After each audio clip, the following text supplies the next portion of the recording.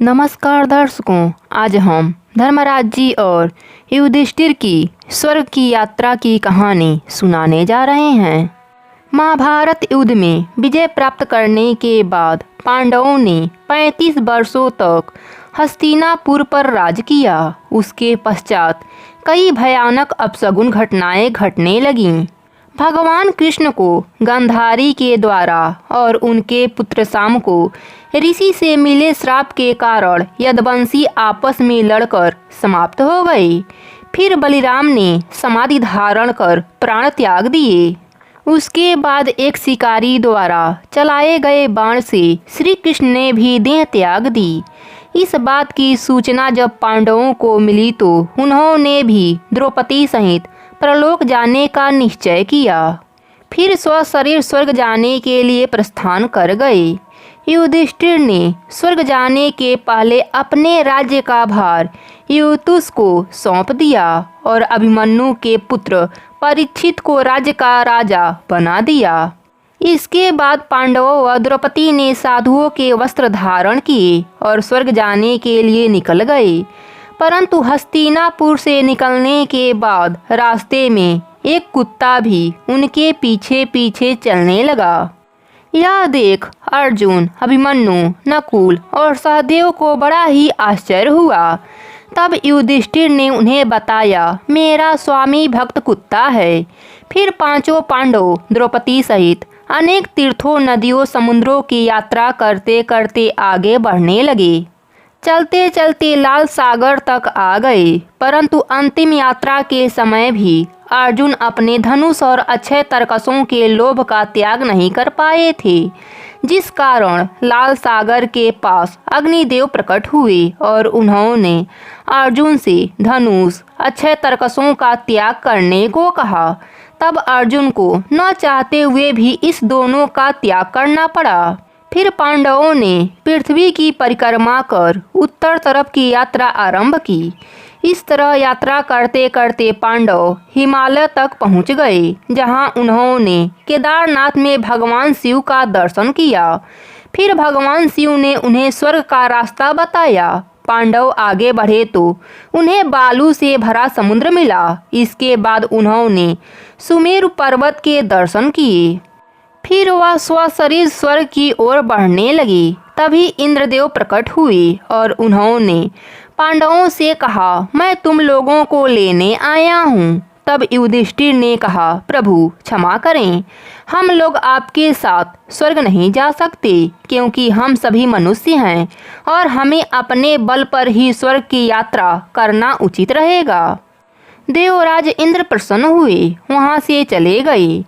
उसके बाद पांचों पांडव, द्रौपदी और वह कुत्ता तेजी से आगे बढ़ रहे थे। तभी द्रौपदी लड़खड़ा कर गिर पड़ी। यह देख भीम ने युधिष्ठिर से पूछा, द्रौपदी कभी कोई पाप नहीं किया, तो फिर क्या कारण है कि वह नीचे गिर गई? तब युधिष्ठिर ने कहा, हम सभी में अर्जुन को सबसे अधिक प्रेम करती थी, इसलिए उसके साथ ऐसा हुआ।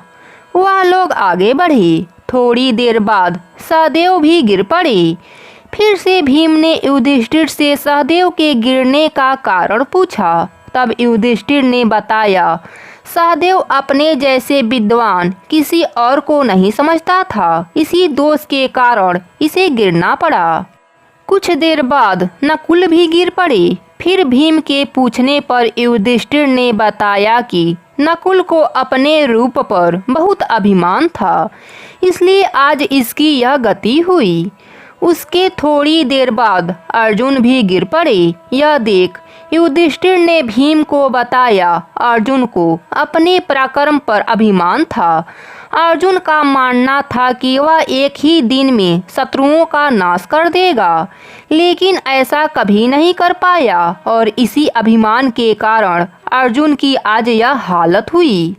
फिर कुछ देर बाद भीम भी गिर गए। जब भीम ने युधिष्ठिर से इसका कारण पूछा, तब उन्होंने बताया कि तुम खाते बहुत थे और अपने बल का झूठा प्रदर्शन करते थे, इसलिए तुम्हें भूमि में गिरना पड़ा। ऐसा कहकर युधिष्ठिर आगे चल दिए। अब बस वह कुत्ता ही उनके साथ चल रहा था। थोड़ी देर चलने के बाद युधिष्ठिर स्वर्ग के द्वार पर पहुंच गए। वहां धर्मदूत ने उन्हें यह कहकर रोक लिया, तुम्हारे साथ यह कुत्ता स्वर्ग में प्रवेश नहीं कर सकता।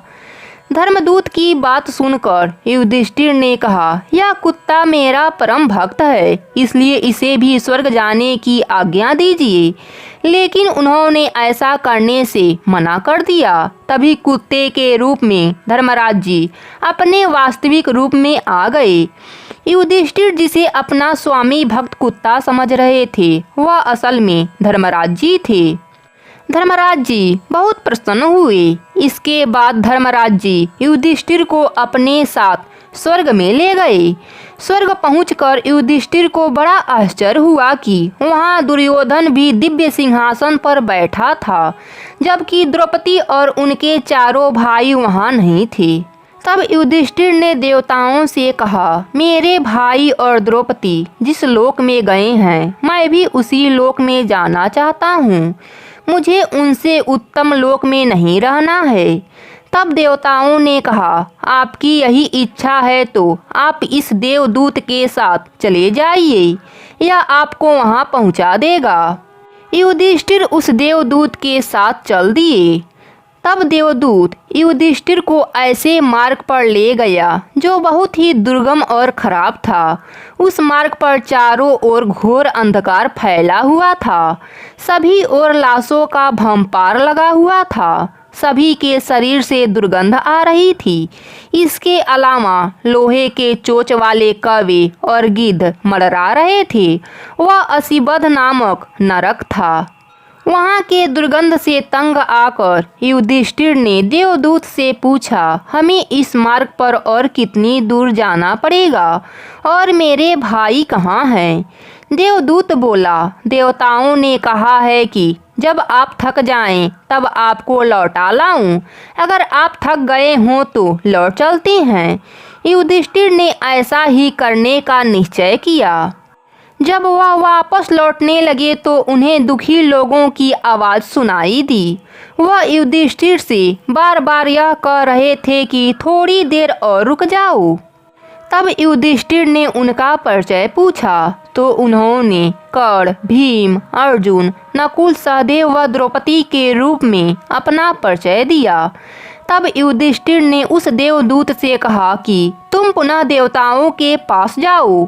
मेरे यहाँ रहने से मेरे भाइयों को सुख मिलता है तो मैं इस दुर्गम स्थान पर ही रहूँगा। तब देवदूत ने जाकर देवताओं से सारी बात बताई। कुछ समय बाद सभी देवता युधिष्ठिर के पास आ गए। देवताओं के आते ही वहाँ सुगंधित हवाएं चलने लगी।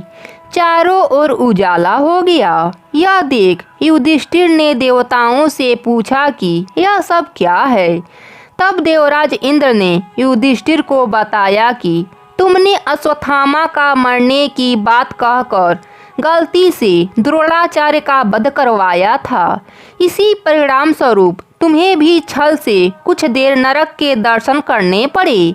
अब तुम मेरे साथ स्वर्ग चलो, वहाँ तुम्हारे भाई पहले ही पहुँच गए हैं। उसके बाद देवराज इंद्र के कहने पर युधिष्ठिर देव नदी गंगा में स्नान किया। स्नान करते ही वह मानव शरीर त्याग कर दिव्य शरीर धारण कर लिया। बहुत से महर्षि उनकी स्तुति करते हुए उनको उस स्थान पर ले गए जहाँ उनके चारों भाई आनंद पूर्वक विराजमान थे। फिर वहाँ भगवान कृष्ण के दर्शन किए। फिर उन्होंने देखा कि अर्जुन उनकी सेवा कर रहे थे। युधिष्ठिर का आया देख भगवान कृष्ण ने उनका स्वागत किया। फिर उन्होंने देखा कि भीम पहले के तरह शरीर धारण किए वायु देवता के समीप खड़े थे। कर्ण को सूर्य के समान शरीर धारण किए देखा। नकुल और सहदेव को अश्वनीन कुमारों के साथ देखा। फिर देवराज इंद्र ने बताया कि जो साक्षात लक्ष्मी जी का रूप दिखाई दे रही है, इनके अंश से ही द्रौपदी का जन्म हुआ था। फिर देवराज इंद्र ने युधिष्ठिर को युद्ध में मारे गए सभी योद्धाओं को विस्तार से बताया। इस प्रकार युधिष्ठिर अपने भाइयों और अन्य सगे संबंधियों को देखकर बहुत प्रसन्न हुए।